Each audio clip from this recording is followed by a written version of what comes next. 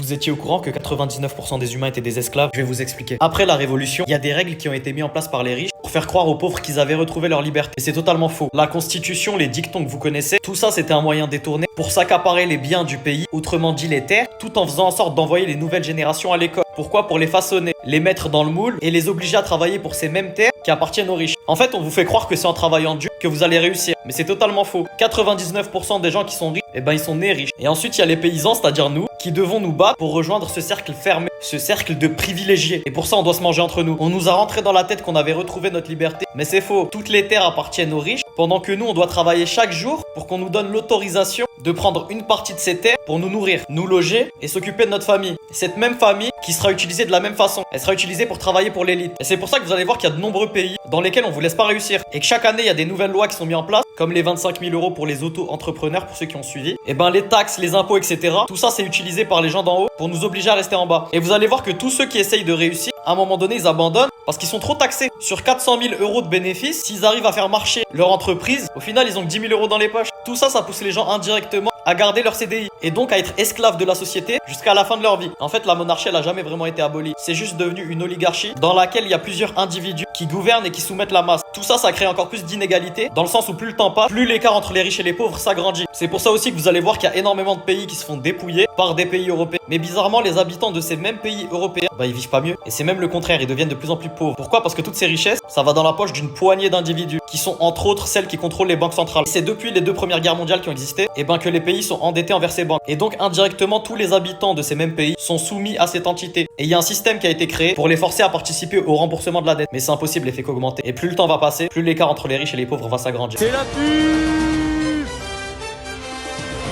C'est à cette occasion, avec l'association Puits de Récompense, on a décidé de lancer une campagne pour financer un maximum de puits en Ouganda. C'est un gros projet, surtout que ça se fera pendant le mois de Ramadan. Et c'est fiable à 100%. De nombreux frères que vous connaissez très certainement vont se rendre directement sur place lors d'un voyage humanitaire pour vous montrer toutes les preuves. On a déjà réussi à récolter 700 euros, donc c'est incroyable. Avec ça, on va pouvoir financer 2 puits. Je compte sur vous pour aller chercher les 10 et nous permettre de sauver des centaines d'enfants. Le lien de la cagnotte est dans ma bio. N'hésitez pas à propulser cette vidéo. Pour tous les frères et sœurs qui ont des questions, envoyez-moi un message, je réponds à tout le monde et que Dieu vous récompense. Je compte sur vous, dites-moi ce que vous en pensez. Bisous l'équipe.